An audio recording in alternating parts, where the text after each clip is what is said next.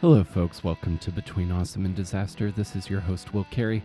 I appreciate you tuning in. I hope you are doing well, staying safe, and staying cool. New York City, where I live, currently in the grips of a massive heat wave. So all of my plans for some outdoor biking are out the window. So as I do not want to shrivel up to a dried apricot on the sidewalk, the kind of hot where I used to think that dog booties were just like a purely like fun thing, but I've learned that there's actually practical applications to those because you don't want to get your dog's feet burned. So how are you?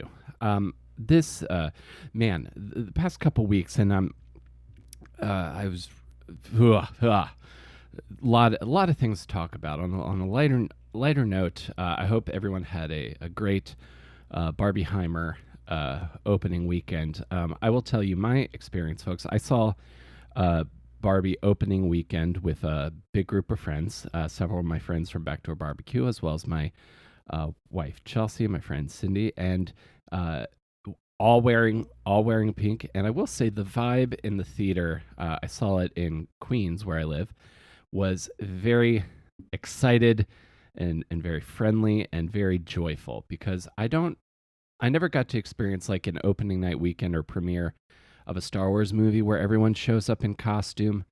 But so this is probably the closest I've had to that. So I wore my pink Arsenal jersey. I had my I think I wore like my Jaws hat. I was leaning in, and pretty much everybody in the theater wearing pink. People were lining up to take photos inside the giant like display Barbie box in the lobby. Real excitement. And my review I've been saying of Barbie is that I never would have sought it out on my own, but I'm glad I saw it. I thought it did everything movies I like to experience from movies. I was entertained, and I laughed. I thought, I had feelings. I thought it was a quality film, and I would say if your masculinity is fragile enough to be threatened by it, I would advise reevaluating your own priorities as well as some of your own insecurities. Because if you just go into it knowing what it is and not applying your film school, film critic mind and actually kind of experience it, you might find yourself being surprised and delighted. And that's something that, because this is like one of the pop culture events of 2023, especially at a time when the entertainment industry is on strike, SAG, and the WGA. So people are really thinking about this. And I do plan, and I will be completing the Barbieheimer difecta instead of trifecta, because I just am seeing Oppenheimer later because I wanted to see it in IMAX 70 millimeter because there's a part of my film minor brain that can't quite die. So I live in a place that has it. I want to see it, and it took a while to be able to get a ticket that wasn't right up front. So I'll be seeing Oppenheimer a little bit later. But I'm friends, as you know, I'm a man of multitudes, and I'm able to enjoy a lot of different movies for a lot of different reasons. And I think if you apply that brain and are less angry about the fact that a movie exists and a movie that exists that is, in my personal opinion, specifically marketed at women, let go of that anger, and you'll find yourself a lot happier person in general, because there's a lot of that out there, and the Barbie movie's kind of a lightning rod for that sort of threatened sense of and lashing out of insecurity. So that's we're leaning heavily into like awesome and disaster in this monologue. So that's the awesome, and the disaster, which have to talk about, is of course the news regarding one of my favorite bands and former guests on this podcast, Anti-Flag.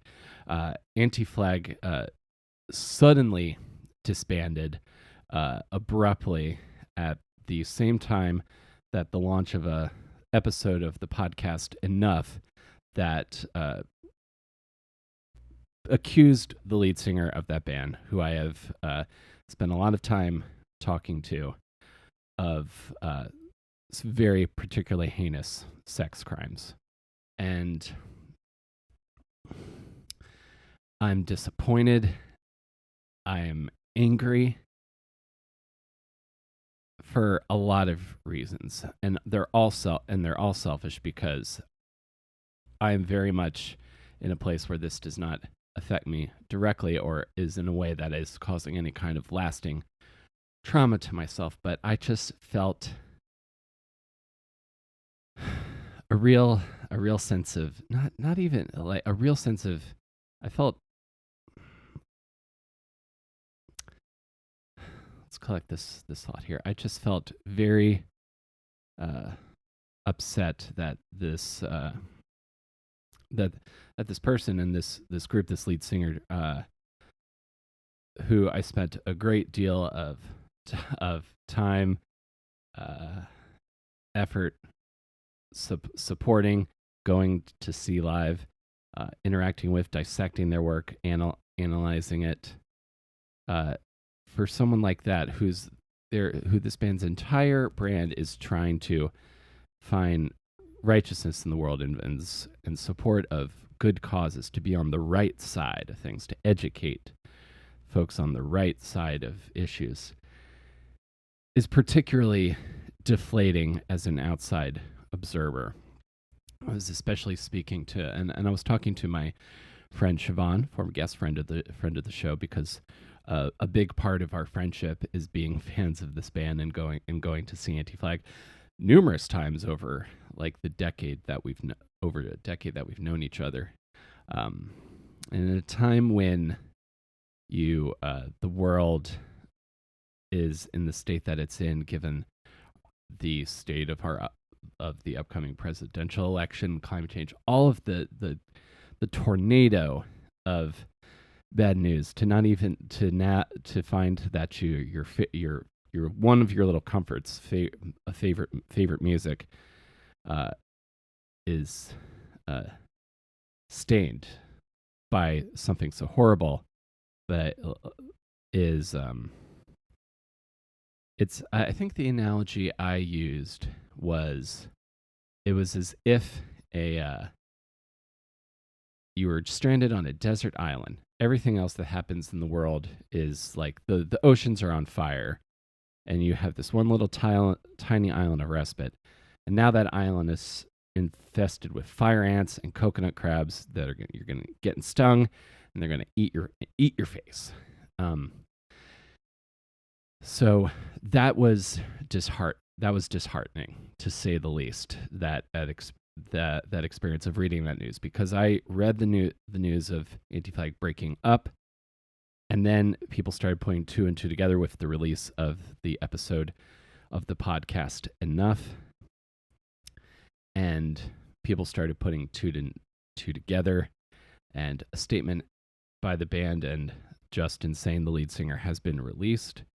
I'm not, and at this point, folks, obviously more information will probably come out, but at this point, I don't feel like my feelings have changed. But my resolution and my determination is to continue to love punk rock, because nothing will stop me from loving punk rock and wanting punk rock to be great, and wanting punk rock to be loved, and wanting new folk to expose new excited fans of music to all of my favorite loves of punk rock across the spectrum. But I of course know I'll be fine, and I hope that anyone affected negatively eventually finds a place of fine. And I know I'm going to continue to find new heroes, find new music I enjoy, and to what's the best way to phrase this? Your heroes your heroes turn human. Your heroes can fail you, but you can find new ones, and you continue to be inspired.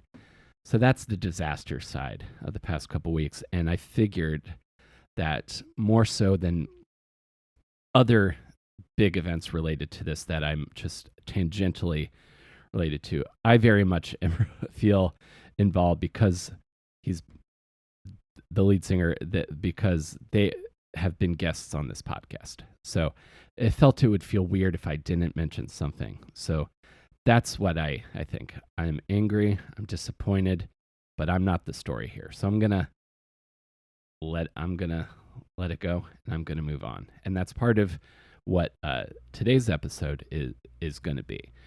My guest on today's show is a incredibly funny, incredibly delightful, insightful, very thoughtful comedian. My guest on the show today is Myq Kaplan. Myq is a mainstay of the New York City comedy scene. He has a new comedy special out that is presented by Dry Bar. It is called Live from the Universe. He has multiple specials that you can see across and multiple comedy albums, Spotify, Netflix, everywhere you get stand-up comedy. He was on Conan, Tonight Show, multiple late night appearances, America's Got Talent. Really a guy that is done a lot of great work and continues to do great work. And the other thing I want to plug here is his show Imperfect will also be appearing at the Edinburgh Fringe Festival this August. So if you are in Edinburgh, check out Myq while you're there. And Myq, I talked to Myq when he was on tour in Minnesota. He was playing Acme Comedy Club, and he was nice enough to talk to me while he was on tour. And this was a great conversation. Gave me a lot to think about. I always love podcasts where I don't have to say too much. And Myq has a lot of very great thoughts and is incredibly witty and thoughtful guy. And I really enjoyed getting to chat with him because he is someone I have seen around New York at stand-up shows for years. When I was a doorman at the Laughing Devil, at the Creek in the Caves, New York City location. Myq is great, and I'm happy that I got a chance to talk with him. So enjoy this, and I will talk to you folks afterwards. So let's talk to comedian Myq Kaplan, live from the universe on Dry Bar.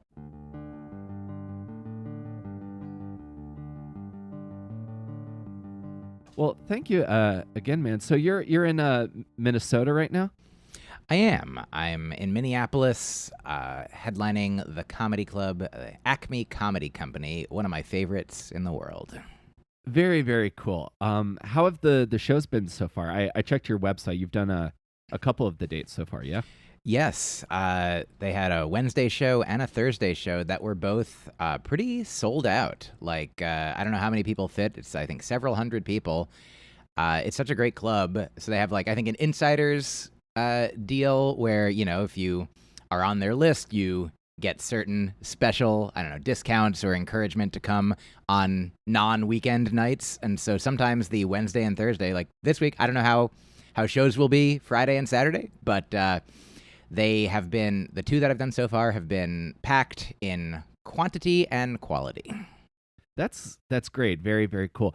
That's a really smart idea to kind of encourage folks to come out on the weeknights, because not that I've done a ton of headlining at big comedy clubs, but you always kind of hear like the trope is like, well, people come out on the weekends, but then those early shows that you do in your week can be sometimes get a little gnarly. So that's a really smart idea. Definitely. One of the comedians told me that some years ago, he said a thing and I was like, did you make that up? And he's like, nah, manager said it. He's like, empty seats don't laugh or buy drinks, you know?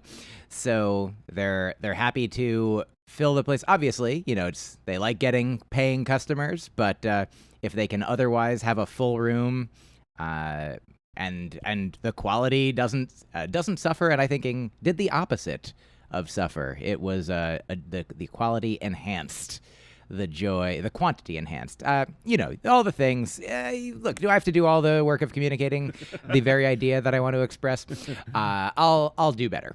But yeah, I mean, Acme especially, the very first time I performed there was in 2010, and it was right after I did Last Comic Standing, and a bunch of people came out to see me because they had just seen me on the show, like the night before and the rest of the summer.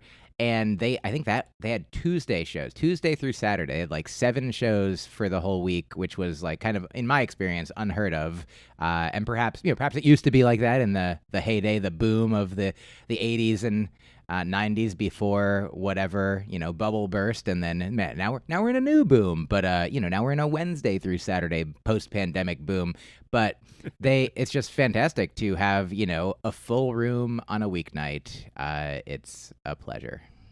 That's great.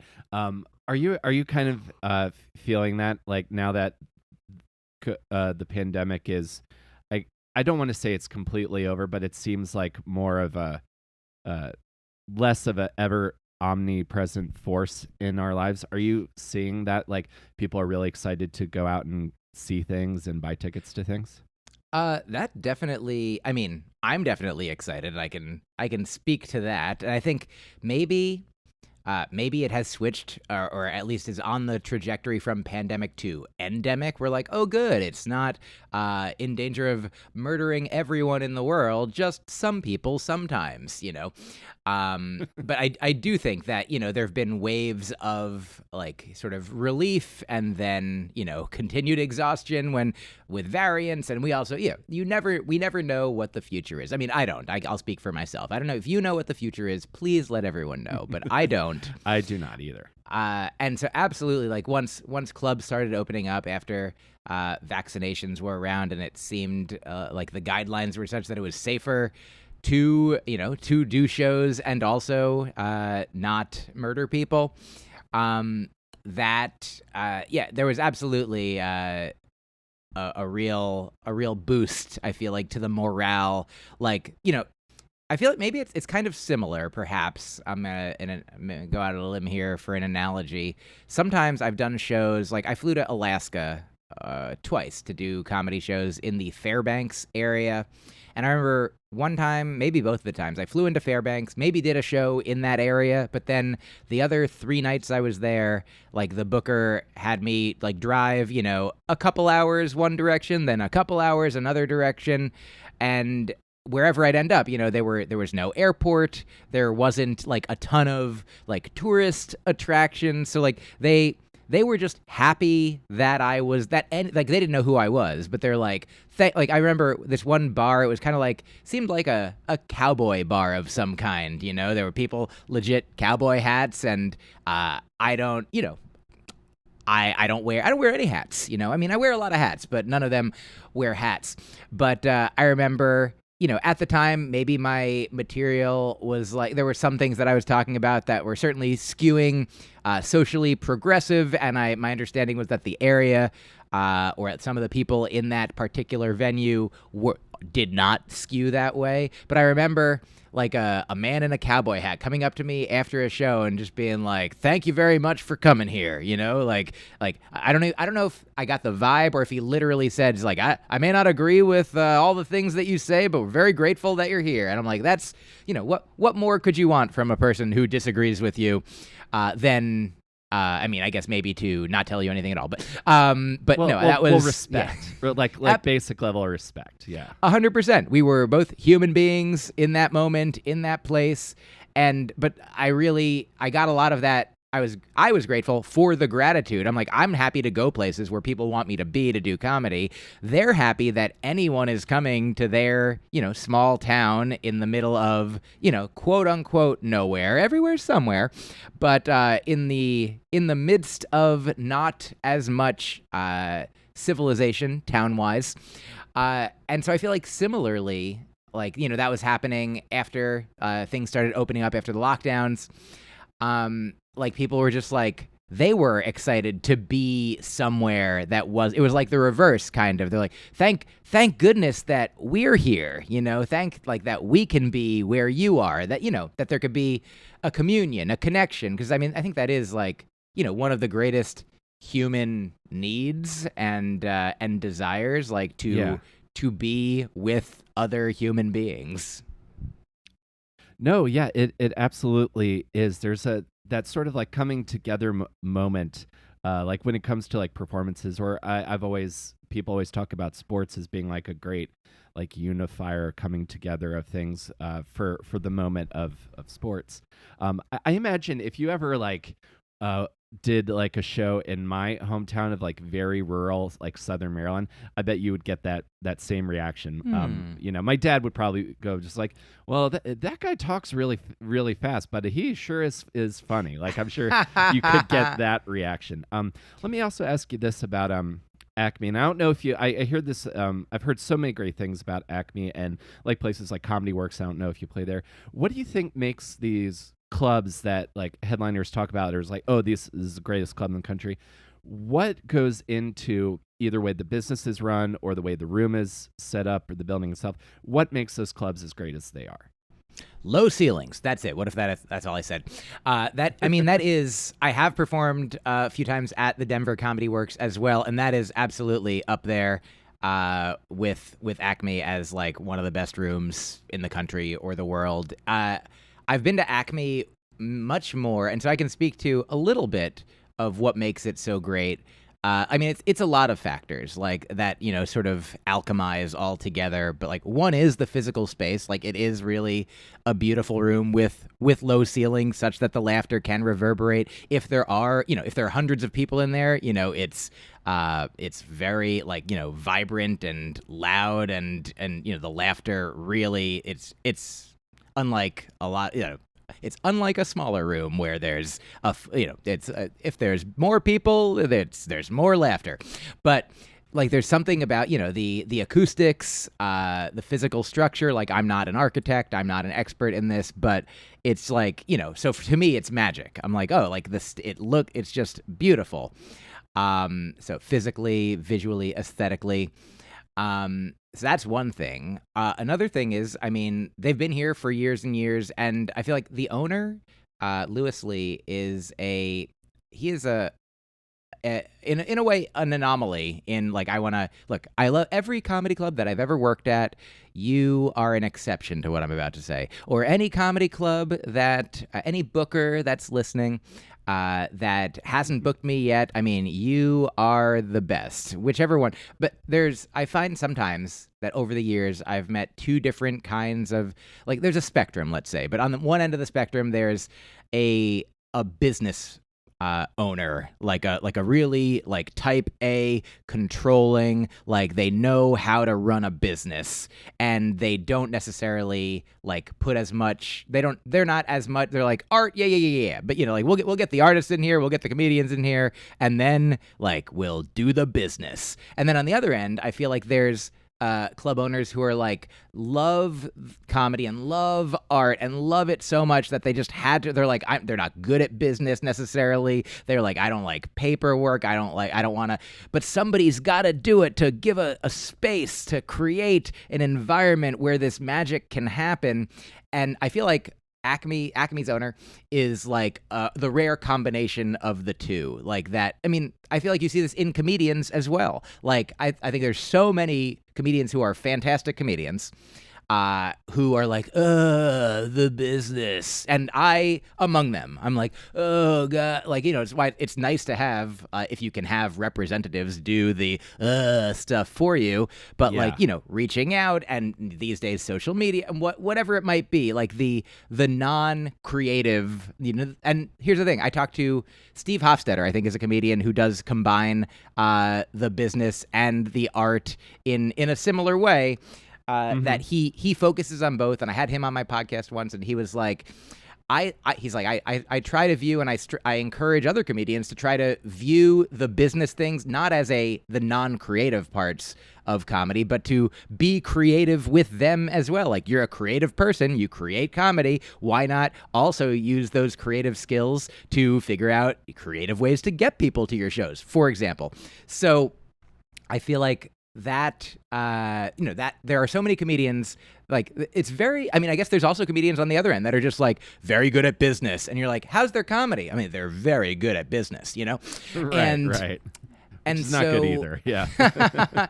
And so it is, obviously everyone gets to strike the balance that they want to, and so I think that this club, like, because of the owner is good at business and also cares deeply about comedy. And so over the years, if you look at the the headliners that they book, like I feel like there's maybe there's some that I don't know specifically, but I feel like the vast majority of the comedians that get booked at Acme are fantastic comedians, super funny people. Like over the years, like Maria Bamford's from this area. She's been here numerous times. Like Jackie Cation's from the region. Like she's here pretty much every year. Like I'm grateful that I get to be here as much as I do. So many like friends, so many funny, like hilarious comedians.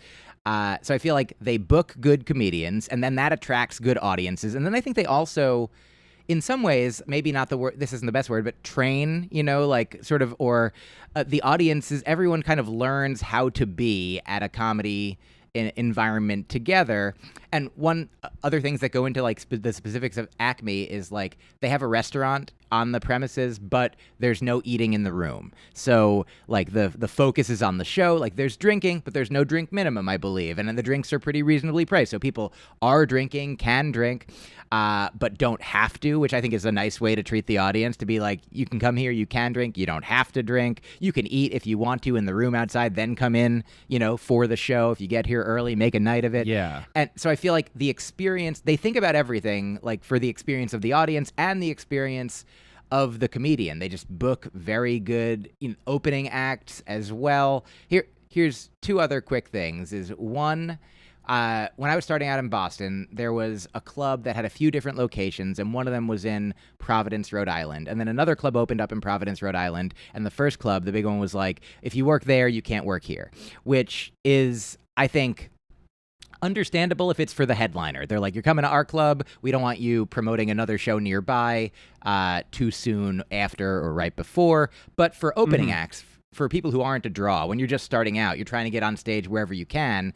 But even the club was like, yep, even that, sorry, you can't. So they had to make a choice. It was like, you hear sometimes talked about uniters and dividers. This was like an isolating thing, a dividing thing. Yeah, whereas it's a real sharks and jets situation. Yeah, and so I talked to the owner years ago. I talked to the owner of Acme and like about that idea, and he was like, well, for my opening acts, he's like, I might have, there's like a rotation. They have some regulars, and like for their openers, their features, he's like, there's so many comedians that I work that maybe they're here once every 4 weeks, 6 weeks, 8 weeks, whatever it is. They're not here every weekend.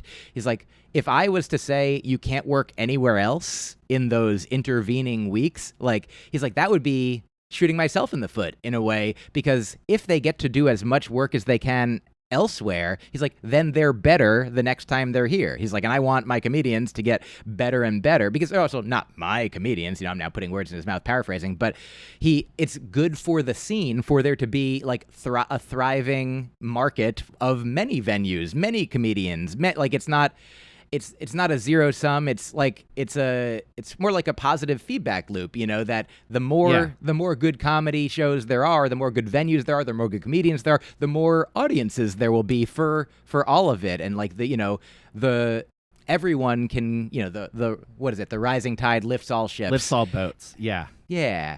And the other thing is that they do, I think that's really good, is they have good security. They always have, some number of, especially on the weekend, like multiple managers, like kind of watching the show and making sure that if people get too loud, too drunk, too anything, like they get spoken to, they get, the show is, everything is curated. Everything is done mindfully. There's like thought put into it and reasons for things. And so I think it's just, and that's just the things that I know about and am aware of, and I'm sure there's a lot of other things that go into it, but that's some of it. You're really like all my synapses are firing right now, Myq, with this analysis. I truly appreciate, because and you bring up Steve, who I used to work for, so I think we probably met when I was the door guy at the Laughing Devil. Oh, okay. Like maybe 10 years ago or something like that. I would have probably been the guy handing you money at the end of the set. Thank you. But yeah, so you bring up like that intersection of art and like the business side. And that's a really kind of great way to kind of like change the script in your head, where you view all the other stuff more from a more creative side, because, and I'm sure you were probably at this point in your comedy career as well. I remember just when I first got here, like I helped, like I like walked into Laughing Devil and like helped Steve and his dad build the stage. I was just trying to do like what I'm I feel like I'm pretty funny. What can I do to get into these clubs' good graces or get some kind of attention? Like why am I just not automatically on every stage? Kinds of thoughts. So that sort of like, but then how do you get to that? Well, part of it is you got to be good, and then part of it is people got to want to. You got to be a benefit to that business or a draw to that business in some way. So I think a lot about what you're thinking is all of that sort of like email sending for booking, or like the reel, like making reels and shorts and podcasting, like all of this extra stuff. If you can view it through the same lens as you approach like working on a set or building an hour, I feel like it's gonna up your general, like lower your burnout factor. I would imagine. That could be. I don't know, because I still am. I'm fortunate that the ways that I have been able to thrive in my career, like I have mainly focused on like, creating comedy, creating, other things. Like I kind of, and I've been fortunate that like I've gotten to work with, like there have been people who are like right now, there's an artist named McKinley Cox who lives in, I believe, Tennessee, and I met him for the first time just a month or two ago when I did a show there. But he reached out to me like probably 2 years ago now, something like that. And he's an artist. He a graphic design, like he does by trade, but he loves comedy. And so he hires himself out to different comedians to make posters and flyers and things. And at first he just started making posters for me kind of on spec. Just like he like saw some of my jokes and was like, I could make that one into a poster. And I thought that was really cool. And he's like, if you ever need posters and flyers, and now like, so just by my doing comedy, by my putting jokes online, it attracted this guy who's like, would you like to utilize, my skills that we now both financially benefit from? Like, because I print out the posters that he makes and I sell them at the shows and I split the proceeds with it, and stuff. And so it's just, and, for some comedians, there's like, he just has a set rate or whatever it might be. But I'm just like, it's a cool thing that he wants to work with me, and so he offered, and I accepted. And there have been a few other things like that. Like even before I had any albums out, there was a guy who was like, "Hey, do you want to make an album?" And I was like, "You're the only person that's ever asked me that, so yes." And I think that there's a buddy of mine who I started out with in Boston, who I remember we were kind of on like the opposite end of the spectrum as far as like putting ourselves out there and like asking people for things, asking people like, even just like say, can I be on your show? Like when I started out, I was like emailing everyone, messaging everyone, whatever it was. I was like, can I be sort of the throw everything at the wall and see what sticks? Because like, I'm sure there's going to be a lot of people that are going to say no. But hopefully there'll be some people that say yes. And I remember my friend saying, he's like, I don't want to bother people. I don't want to bother too many people. He's like, if they want me on their show, like they can ask me to be on their show and I'll do that. And so I think and I'm not saying that my way is better. I am saying that I did get to do probably more shows than he did, because there might have been shows that if he had reached out to them, they would have been like, we'd love to have you on the show, that he wouldn't have been bothering them. On the other hand, I'm sure that I probably did bother some people, that if somebody didn't get back to me right away or was like, not right now, and then I write to them again, a month later or 2 months or 2 weeks or whatever it might have been. And so I think that, I've been learning about Buddhism recently, and there's the concept of the middle path, which this might not be, I feel like there's a parallel to be drawn that like either extreme might do a disservice, to living the best way possible. And so I feel like probably like emailing nobody if you're a comedian, probably isn't going to be like the wisest or most effective thing to do when you're starting out and nobody knows who you are. How will you get on any shows? But emailing everybody, like there are people, sometimes I've seen now, like I used to book some shows, like I had a monthly show at QED in Astoria, and every once in a while people have written to me like, I don't really do comedy, but like, can I be on your show?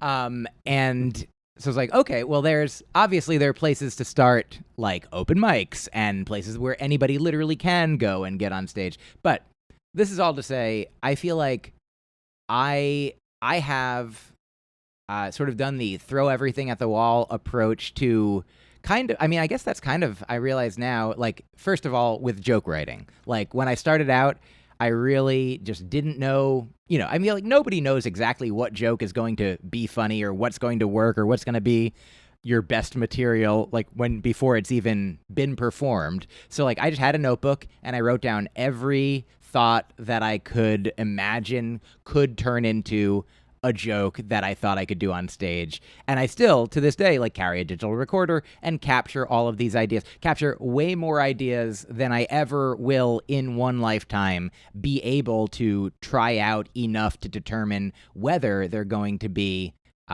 jokes that I continue to do and hone and, put into an act, an hour, a special, an album.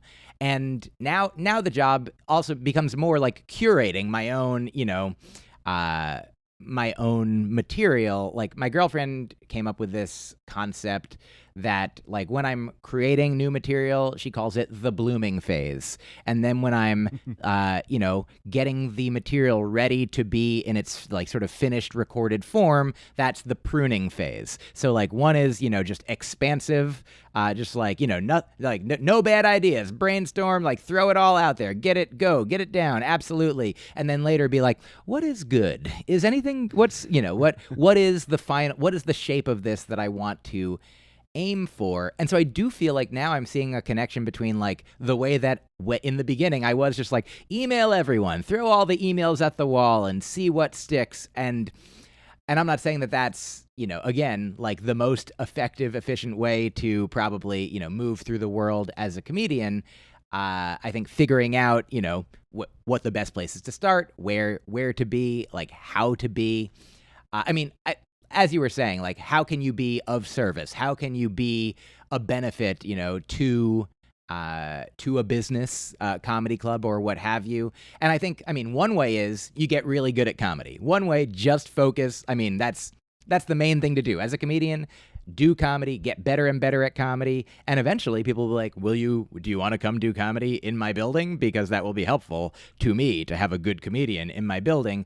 And then also there's so many good comedians, like you said, that if there's also a comedian, like the club I started at, the Comedy Studio, like it was the attic of a Chinese food restaurant, and after the show it turned into a dance club on the weekend, so they had to put the chairs away real fast. And probably if you stuck around to help put the chairs away, like the owner, like if there's a funny comedian who puts chairs away and a funny comedian who doesn't put chairs away, maybe he's gonna give one more spot to the comedian who does help put chairs away.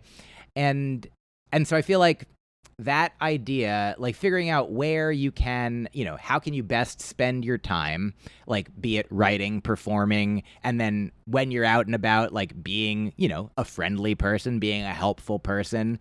And then, as these new technologies arise, like, for the past little while, I have not been releasing short, clips and reels and TikToks for a little while because my girlfriend and I just had to move out of our place, and we've been on the move and traveling and haven't moved into a new place yet. And so at a certain point, but before that, I was like, I'm going to try to do a video at least every weekday, like a short, under a minute, some video, like maybe a stand-up clip, maybe me just talking to the camera, whatever it is. I'm going to try to do one every weekday. And I did that for a while. And then when our impending move impended, I was like, I think I need to, there's a limited amount of time in the day, and there's many other things that I'm like, I have a lot of shows to do. I've got a comedy to write. And whereas, I don't know, like, especially because the goal for me, I'm not I think there are some, short form artists. Like when Vine was about, there were some people that were making these really just artful pieces, and there still are. There's people on TikTok and Instagram that are creating beautiful art for the form itself, and I'm happy to do that. But also, like, my main deal is stand up. That is my career. That is my passion. That is what I love,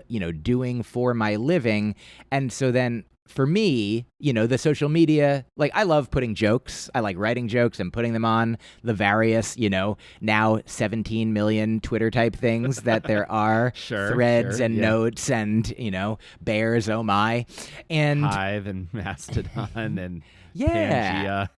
And so, like, I'm fine to cut and paste those jokes and put them everywhere and then engage with the people on the places that seem to be enjoying engaging.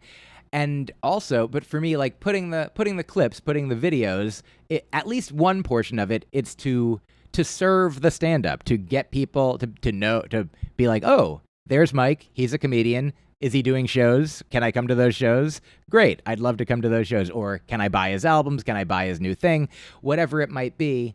And so I did for a little while. I feel like doing a video every day was kind of also like throwing everything at the wall and seeing what would stick. I'm like, oh, this one got a few thousand whatevers, and this one only got a few hundred whatevers. Ooh, this one got hundreds of thousands of whatevers, and it's all kind of, weird and arbitrary in a way as well. I mean, obviously there are people who are masterfully, like, curating their online experience to make it so that sometimes millions of people are seeing what they're doing, and then hopefully that will translate to whatever career success or whatever internal joy in their lives that they want or need or deserve or better. But also, this is all to say, I don't know. That's my main answer is I don't know.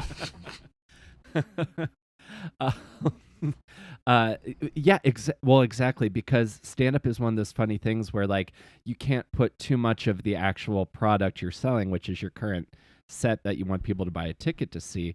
Like, too much of that can't be out, otherwise it's, like, I guess, spoiled somehow. I don't know. It's that weird kind of balance, but it's working for me because every time you pop up, I'm just like, oh, Myq. And I used to always see you at the Creek Dude and think, oh man, Myq is like a really famous comedian, and he's just here. I wonder if I could say hi to him. I used to have those kinds of thoughts all the time, because one of the other things I've always liked about your comedy is it has lots of the qualities that initially attracted me to stand-up in the first place, because I used to think stand-up was just like Jeff Foxworthy, long-form storytelling, kind of like My Wife kind of stuff. And then what really blew my mind in terms of what stand-up could be was one-liners outside of Henny Youngman, like your Mitches and Dimitri Martin. And similarly to that, there's a sort of an almost sort of like acrobatic wit and use of language in your writing that I've always been like very keen on. It's almost like watching somebody shred a really tasty sounding like guitar riff or doing some like really crazy like twinkly thing. I listen to a lot of like math rock and like Midwest emo, so that kind of stuff always attracts to me. And I want to ask you about that as well. So so what I'm curious about is, I read that you have a master's degree in linguistics. Is that true? That is correct. Okay. So around the time you're doing that, where does that coincide with your comedy career? Like, were you doing the degree and then you started doing comedy, or were you doing comedy while you were getting that degree? And did you ever like consciously start thinking, I'm gonna throw some of this linguistic what's the word I'm looking for, flair into my writing? Or were you just kind of always did that just come about like organically without even thinking about it? Sure. I think the short answer is the latter, that it wasn't something that I thought like, so first the timeline. I went to undergraduate from 96 to 2000. I went to Brandeis University in the Boston area. I got a major in philosophy and psychology, and I minored in math and linguistics. And that Brandeis was the first place that I'd heard of linguistics. Like I didn't know the word for it, but once I took a class, I was like, oh, this is what I love. This is what I don't know if you've had the experience of, I think I'm trying to think of, there's this French term that I can't remember now for the exact, my friend Gus taught it to me, and so did he teach it to me if I don't remember it? But it's the idea that there's a thing that has a name, but you didn't know the name, and once you learn the name, you're like, oh, yes, of course, this is the thing. And so I remember, like, in second grade, like, learning diagramming sentences, and I was like, yes, this is my jam. Like, the math of English. Like, for whatever reason, it really, tickled my brain. And so when I took these linguistics classes, like, the first one I took was called, like, the grammar of English or the structure of grammar. And I remember the teacher saying to us on the first day, she was like, we don't care in this class if you split infinitives or end sentences of prepositions or say ain't or spell things wrong. I was like, what is this? And they're like, it's not like, basically the idea is that linguistics was not about prescribing the way that people should speak, but rather describing the way people do speak. And that was like a really mind-opening paradigm for me that has had like greater application beyond just my linguistic studies.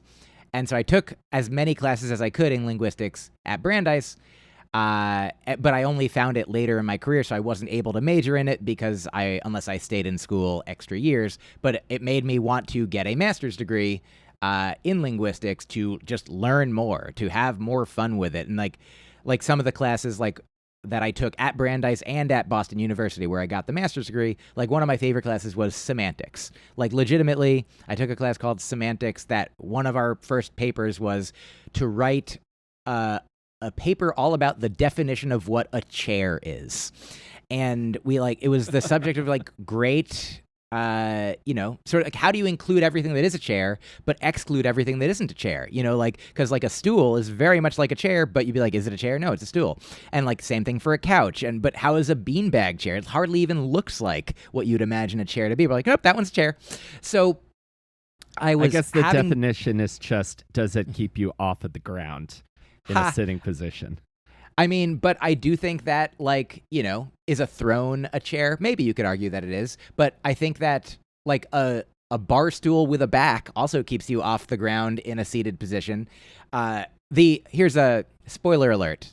As I feel like I don't remember the exact order this went, because I remember we had to write this paper, but I also remember we had this discussion in class where the teacher basically led us to, perhaps in the Socratic way, his assessment of what the definition of a chair or anything is, and that there is a form to it and a function for it. That the form is basically imagine what a chair looks like, and you're like that's the basic. We all come up with a pretty reasonable, similar your basic chair. But then you're like, okay, but then there's all these other kinds of chairs, like a beanbag chair completely lacks the form of the chair, right? But it completely has the function, and the function is to be sat on. So there can be things that have the function that are not chairs. A park bench is not a chair. A love seat or a futon is not a chair, but you can sit on it. But because it lacks the form, it has the form of a different thing. So that's why those things are not chairs, and the things that are chairs are chairs. It has to have the best combination, some ideal combination of form and function to be a chair. And of course, if you widen a chair little by little, eventually you'll be like, oh, is it a couch now? And if you heighten a chair little by little, eventually, is it a stool? The boundaries can be hazy and gray. So this is all to say, that's again, what I love. I love, it sort of appealed to my, the thing that I also loved about philosophy, questions about, what is real? How do we live? What is life? What are things? What are words? How do we communicate? How do we, ultimately, live as ourselves also in, community with other human beings that, like your basic philosophy 101 questions of like, how do I know that blue that you see is the same that blue that I see? We both call it blue, blue, blue, blue, blue, Yes. I know that thought exercise a lot. It's like, I remember talking to like friends about like, well, what is green? Well, green is this. Well, how do we know it's green? Because we've established that that's green. Well, why did we establish that that it's green? Well, and then you just literally go further and further back until eventually like eventually you get to the point where nothing has any meaning, and it's just anarchy thought. I'm hip to what you're putting down, Myq, because I love that sort of like continuous, like it's almost like it's like jumping like waves on a jet ski, but like for your mind, and like just the endless That's really nice. Yeah. The endless kind of like turning over of the idea until there's like nothing left to explore. And yeah, the good news is if you keep going back in a Buddhist paradigm, I was very grateful to learn recently that they say that, we often think of like, I don't know, how far does time go into the future? Infinitely, maybe. We can more easily conceive of it going, I think, infinitely into the future than infinitely into the past. Like so many people are like, well, it had to start, right? There had to be something at the beginning. But like even the Dalai Lama has said like the Big Bang is not a problem for, Buddhist sort of, ontology or epistemology, because he's like, just maybe wasn't the first Big Bang, wasn't the first bang. Just even before the Big Bang, potentially there was, some other universe, some other something or other. And the Buddhists speak of things as in terms of beginningless time. Like we've all been doing this, like they believe in past lives, rebirths, and that's all been happening infinitely into the past since beginningless time. And so, like with any discussion of infinity, I find it very valuable to remember at some point that you can stop having it. And so this is all to say, when I was studying linguistics just for the pure joy of it, for the pure love of, these topics of discussion that really, like clicked with the kind of thing that my brain, or my mind, naturally did or nurturally did. And so at the same time, so I graduated Brandeis in 2000 and started grad school at BU in 2000. And the very first time I performed at a comedy club was 1999. I was at that point only doing music. Music was my goal, to be a singer-songwriter. I had some songs that were funny, and so that's why I found the Comedy Studio online and asked if I could perform there, and they said, sure, you can have 5 minutes. And so I mostly performed at music open mics over the next couple of years, but every once in a while, like maybe twice a year, they would, Rick Jenkins, the owner of the Comedy Studio, who I'm very grateful for giving me my first times on stage over those couple years. But it wasn't until, I would say, 2002 is when I count really beginning the pursuit of my comedy career. And, wanting to be a comedian and no longer pursuing specifically music as that, dream, that aspiration. And so 2002 to 2008, I was living in Boston, doing comedy, going out pretty much every night that I could. Sometimes, going on the road a little bit around New England once I was sort of an opening act or started to be a feature act for some people like in the area. I eventually got a college booking agent, and then I moved to I graduated, finally got my master's degree. I was in the master's degree program for 8 years, having finished my 8 classes in the first couple years, technically, quote unquote, working on a thesis for the next 5 years that I wasn't taking any classes. But I was living as a resident assistant on campus, so I got to live for free as long as I did, the duties of the RA. And it was a beautiful situation for me to just be able to, do what I needed to do. Had a couple day jobs. I was a barista at the Barnes & Noble Cafe. I got a job doing some linguistic annotation at a technology company.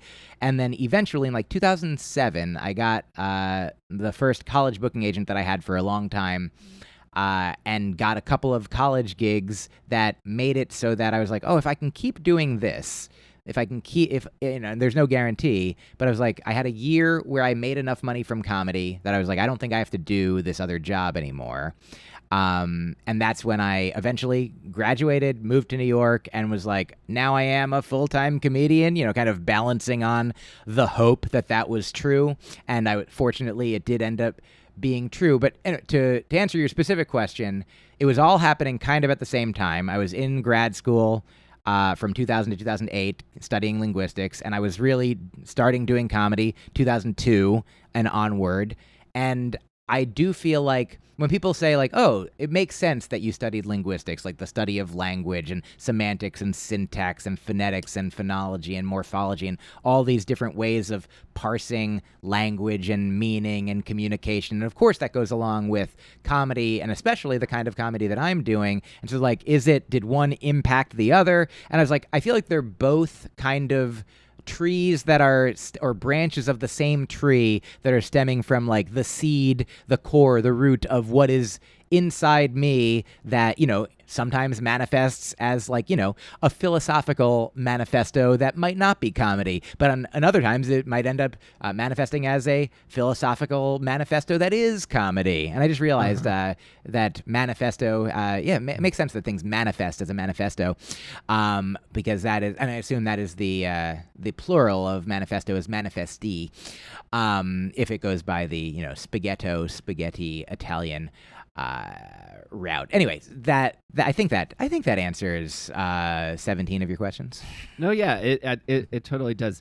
And then would manifestee be the person like doing the manifesto? Well, I think that would be the person. Obviously, if you're spelling it with an I, then it's just the plural of manifesto. If you're spelling it with an EE, then it is the being upon which the manifestation is occurring, and then obviously the manifestor is the one doing it as well. And it's also interesting that manifestor ends with fester, and it starts with many. So try to avoid being a manifestor in that way, because otherwise there will be too much festering. No, absolutely. There's like a million things I want to call back to, but the other thing I want to call back to in terms of width of from chair to when does it no longer become a chair?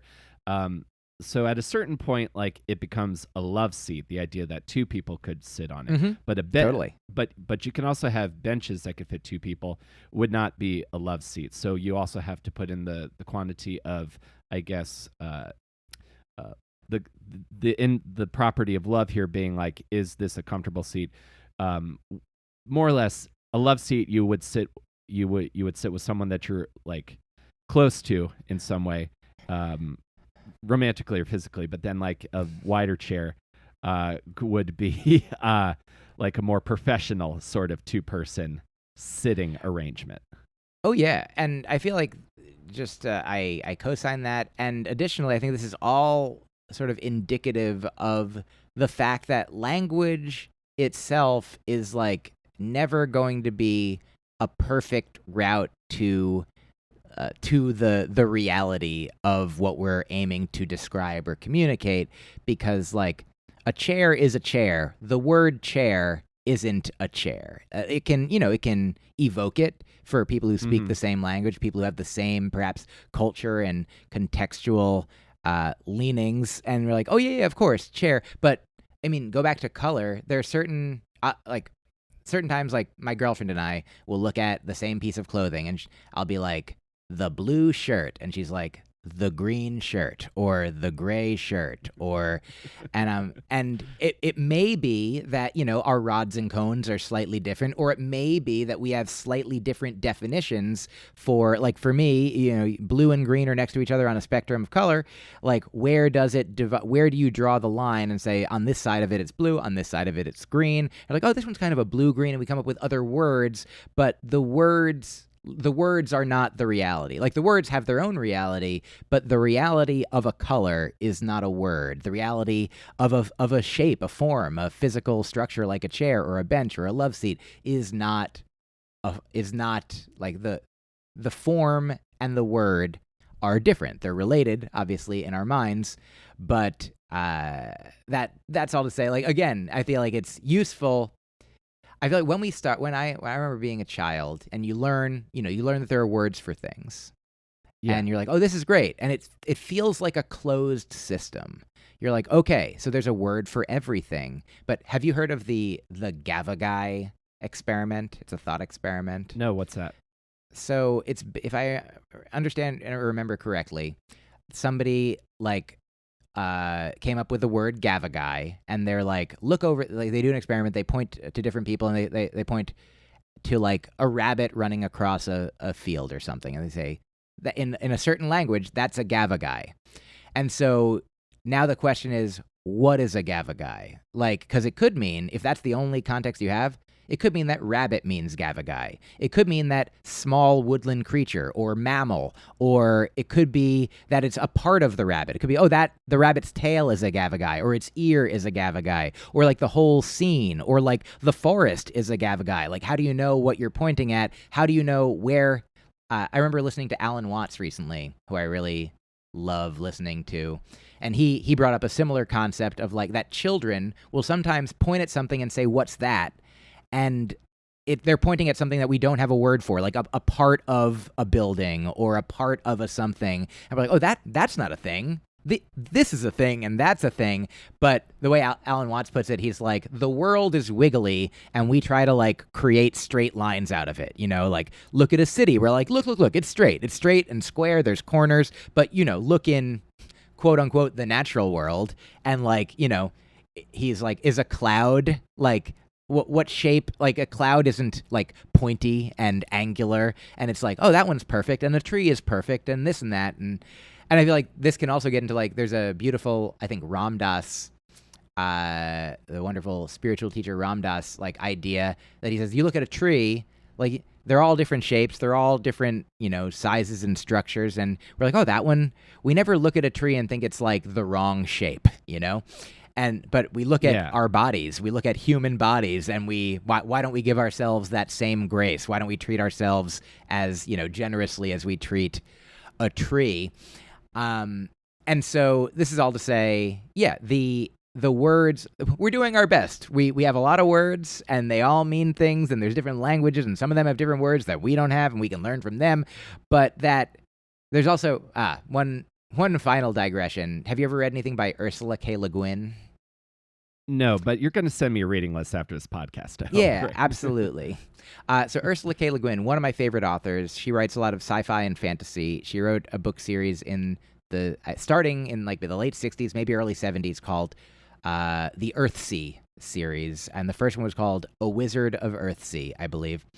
And part of the way that magic works in that world is that wizards have power by virtue of knowing the true names of things. Like if you could control the weather at sea, like you would need to know, if I understand correctly, the way that it's presented in the book, you would have to know like the names of like perhaps literally like every water molecule, or like every cloud, every configuration of every wave, in a way that would be, it seems like in our reality, literally impossible. Like the idea that everything could have a quote true name, especially knowing that, physics wise, everything is constantly shifting in flux, materially, molecularly, atomically and such.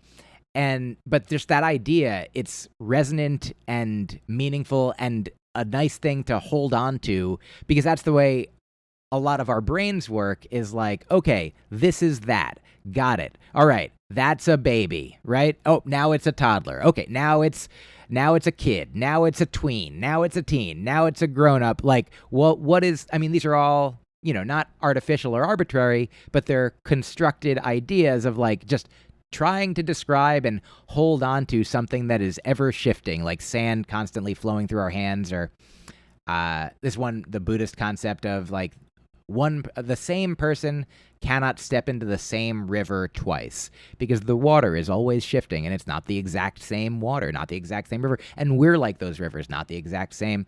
And so we're like, for a while, I'll call this configuration Myq, and for a while you'll call that one's Will. And then eventually, like a wave back into the ocean, we'll be like, all right, now we're dirt. Now we're, something else. Previously we were a star.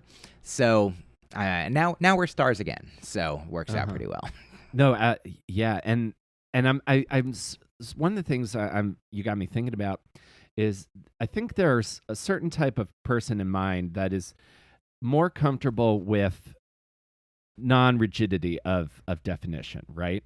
Like this can be this, it can also be that. And like you said, that can change from country to culture to specific region.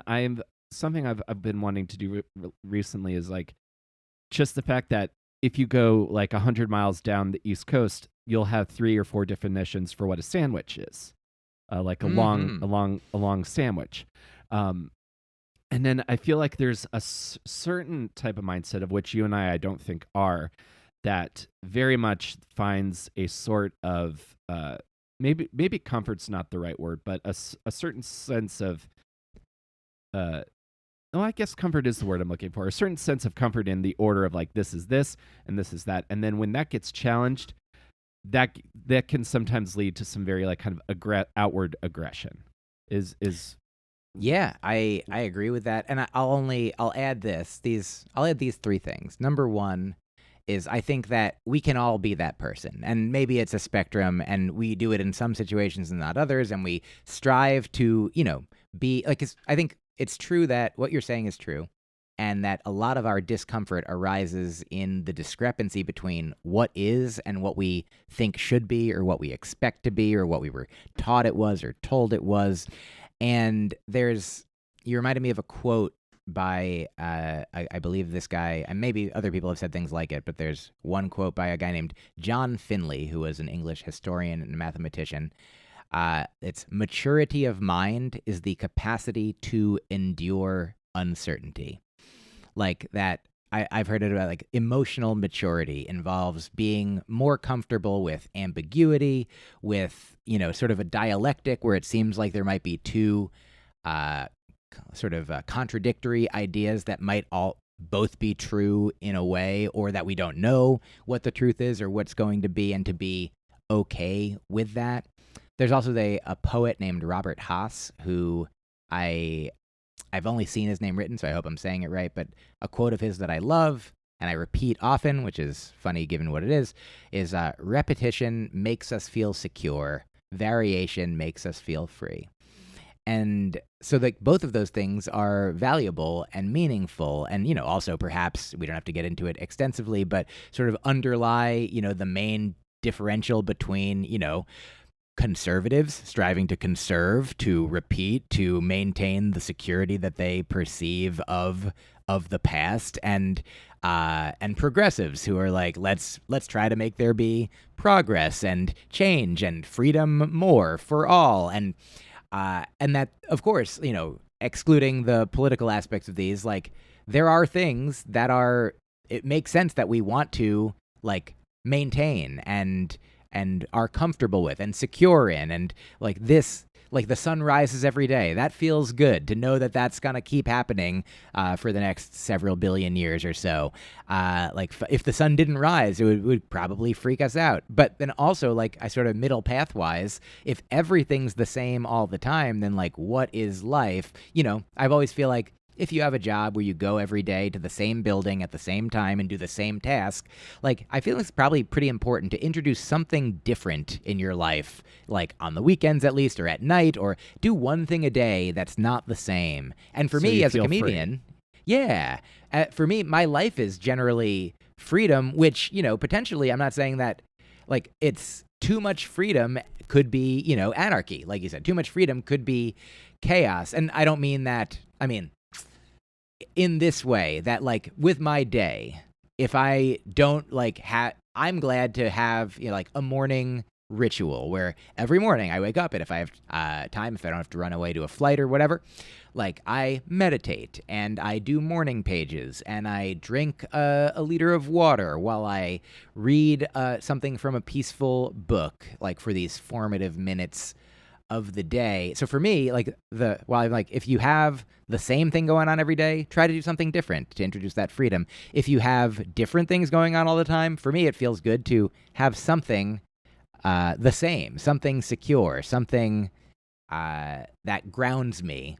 Like, I mean, and also I think that in some ways groundedness is, it's funny. I had a joke once about how like when you're a kid, you're grounded. You're like, oh no, that's not what I want. But as an adult, we're like, I'm grounded. I feel very grounded. That's like valuable. I'm not floating away. I'm not just in the middle of nowhere.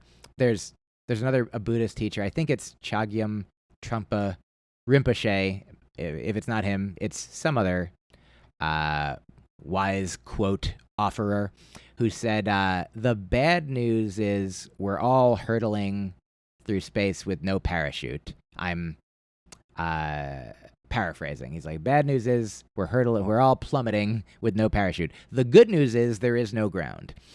So we're all just like, just like floating in a way, metaphorically speaking, or literally speaking, if you count that we're on this planet that is not attached to anything other than just like the rest of the universe space. gravitationally. Yeah. But yeah, I think that the best that we can do, when you're speaking about people who tend to, or at times in our own lives when we might tend to, like, I think it's potentially it could be fear that makes us hold on to, something that was the way it was, that we thought, that we expected it to be. You're people who are like, female Ghostbusters movie, but in my childhood, this is ruining my childhood because my childhood was all about male Ghostbusters. And you're like, I mean, your childhood is gone no matter what. But, and you can still watch that movie whenever you want to. But the idea that fear, I think it is. I mean, and look, I'm not completely free of fear in my own life, but it does feel good to be aware that everything is changing and be open to it, and hopefully meet each moment as much as you can as it is. Yes, like, and coming back to what you said earlier, that comfort with ambiguity, that is like a way of approaching that and not letting that fear in. I almost sort of, I've been thinking about that. Really got me thinking that sort of, I feel like I've been applying that recently to my relationship with my dad, because there was a time as an angry young man in my 20s when my parents split up, where I was very much binary on like, fuck him, this guy sucks. And then as I've gotten older and learned more about that time and that situation, the people involved, I'm starting to realize, people, exactly, he is great, but then he also did a bad thing at that time, and that's not unusual. That's sort of like letting go of that sort of everything has to be one way or everything has to be one way, has been kind of oddly freeing, just from a personal sense. Do you, and I know that, and I know I want to let you go soon and get back to your afternoon for your shows. I feel like I would love to just have a conversation like this, not even recorded, with you like every other month for as long as we know each other, Myq. And I know this not even necessarily like a comedian thing, but it's also something, because I was talking to the comedian Patrick Hasty yesterday. We I were love talking Patrick, a little bit. Yeah, Patrick's great. So we were talking about this as well. Like, he has dealt a lot with anxiety, and that's something I've also dealt with as well. Like, I've definitely had times where, like, mind starts to race, heart starts to race. Do these kind of like these kind of Buddhist teachings that you're reading and the mindfulness meditation, does that help like you as far as like keeping anxiety at bay, if that's ever anything that you've ever dealt with at all? Sure. In my personal experience, I would say that I've not been, diagnosed with clinical anxiety or the like. I do, on sort of the spectrum of like depression to anxiety, I certainly lean more anxious than depressed. And I do think that some of the things that I engage with, like from Buddhism, are helpful. And here's the thing is, results may vary. Everyone is different. And so I can't make any guarantees about any for my own experience or yours. But I will say that, like, right now I'm reading a book by a woman named Sylvia Boorstein. The book, I've read a few of her books. She's a Buddhist teacher, among other things. And the book I'm reading now is called Pay Attention, for Goodness Sake. And it's a book that right now I'm reading like at least a few pages, if not a chapter or two, each morning, like one of the first things I do when I get up. And it really helps, set a nice tone for the day, because like the messages in it are very gentle and compassionate and encouraging and inspiring, and help me remember like the things that at my best I know are true, that like we are doing our best, we're doing what we can. We can always do more. There's a I think it's Suzuki Roshi, another Zen master or a Buddhist teacher, at least, who has a quote I like that's something like, you are all perfect exactly as you are, and you could use some improvement. And I feel like that it's beautiful and so indicative. Like it's a great example of how like two seemingly opposite things could be true at the same time.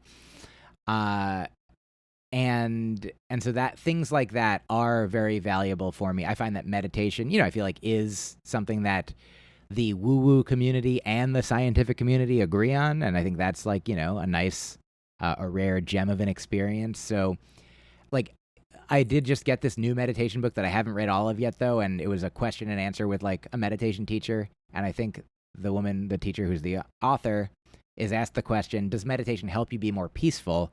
And she says, I don't know. It does help me be more present.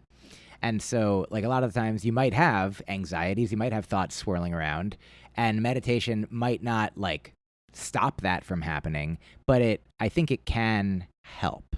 I think that meditation can help, depending on what kind of meditative practice we're talking about, for what kind of person, what kind of deal. Like some people, medication is important. Some people, meditation is important. Some people, just talk therapy could do it, or cognitive behavioral therapy, or DBT, or what have you. And so, like, there's many ways to deal with, or to address, or to live with anxiety.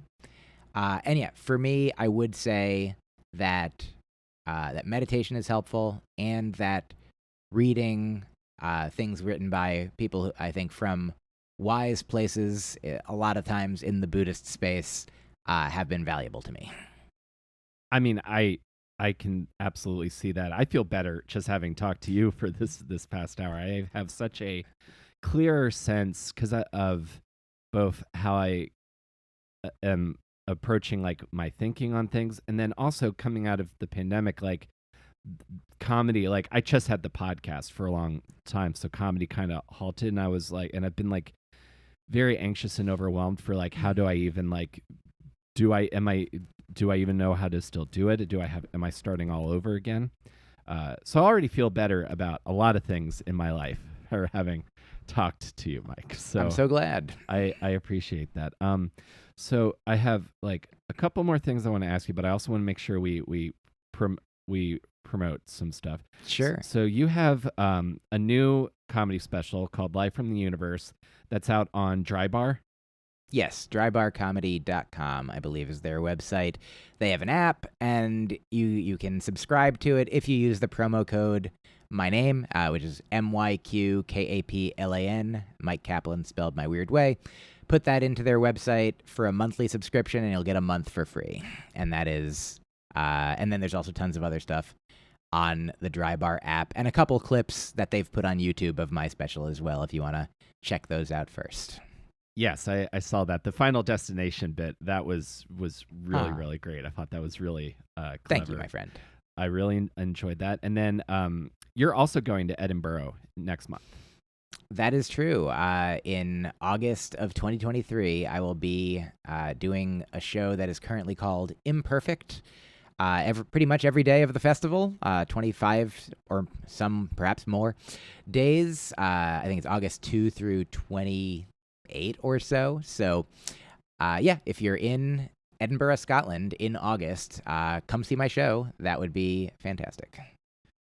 Very, very cool. And anybody listening to this who doesn't know Myq, you have like a ton of albums and specials out. So there's a lot of stuff to listen to, and then go and see new stuff. And then you also have a podcast called Broccoli and Ice Cream. That's right. That is one of two podcasts I have. The other one is called The Faucet, and that's one where I just go on myself and sort of generally spout off stream of consciousness. Sometimes I have guests. I often have my friend Liz Glazer on, and we have we're co-faucets on that one. But Broccoli and Ice Cream is the one that I've been doing for the past 5 years or so. I think I'm about to release my 300th episode in the next couple weeks, and I talk to friends, I talk to other comedians, artists, different people who do some kind of work in the world, which I say is represented by broccoli, and then who experience joy in their life as represented by ice cream. So I talk to them about like their, their work, their passion, their life, and also the things that they do not at work that bring them joy and peace and calm. And so that is broccoli and ice cream. And sort of related to the general topic we're talking about now, my logos for both of my podcasts and a few of my album covers, which are all, again, albums on the various streaming, your Spotify's, your Apple Musics and such. Ramin Nazer is an artist friend of mine who has done much of the art for me, and he and I also just released a book called Heartbrain Art Train, where he has illustrated, I think, between 75 and 80 like jokes and ideas of mine, and they're beautiful.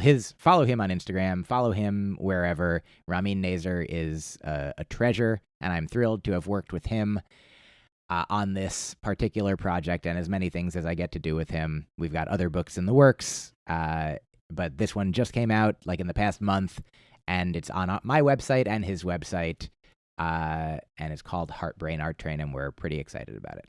That's awesome. That sounds like a really great idea. I love like blending the visual and performance disciplines. That's that's really, really cool, man. And I love this concept. The last thing I'll say is if you're ever like short a guess, I'm very specifically like when it comes to ice cream, I have a very specific interest that I imagine no one else you've ever had on has. Okay, you've really teased me in a beautiful way, and I'll have you on the list to get on the show in a little while if I can. Thank you, Myq, and truly a pleasure to get to chat with you, and I hope you have another great run of shows the last of your week at Acme.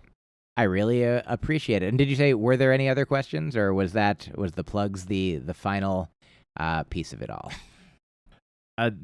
Well, one other thing I wanted to ask you, because yes. I know because you said you did music. I was just curious, what kind of guitars do you generally like? Do you for acoustic or electric? Thanks for asking. I haven't played. I had an electric like at the end of high school into college, and it was like fun to play, but I mostly have played acoustics. I had I think the one that I loved the most at a time, but it was so delicate. Like I think the wood was really thin, and if like the temperature or humidity or the pressure, whatever it was, changed, it would sometimes crack. But it was a Larrivee. I know them. So that was a really nice one. I think right now I have a basic one that I've just had a long time. That's like an Ovation.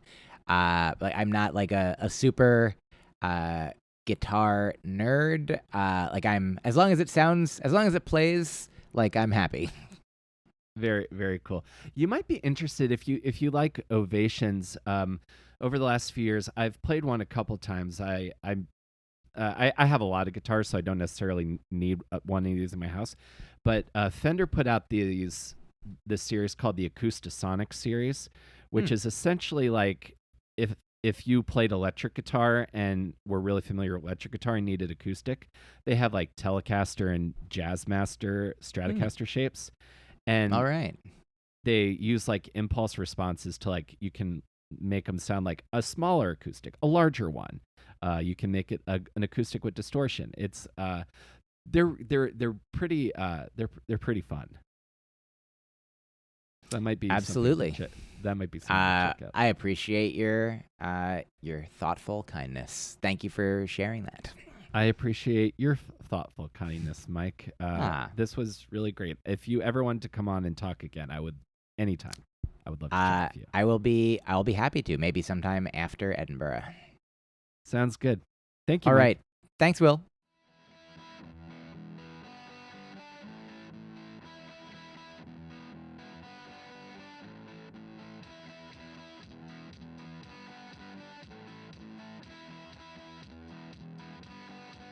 Did that conversation give you a lot to think about? Because it certainly did for me. I loved that. I feel like I've got a big reading list now, and have been adopting several philosophies of Buddhism into my, I guess, my everyday mental rethinking of my past after this conversation. So I love Myq. I think he's very funny and thoughtful, and is an amazing thinker. And I think you will like him as well. Again, if you are attending Edinburgh Fringe Festival this year, check out Myq's show Imperfect in Edinburgh, Scotland.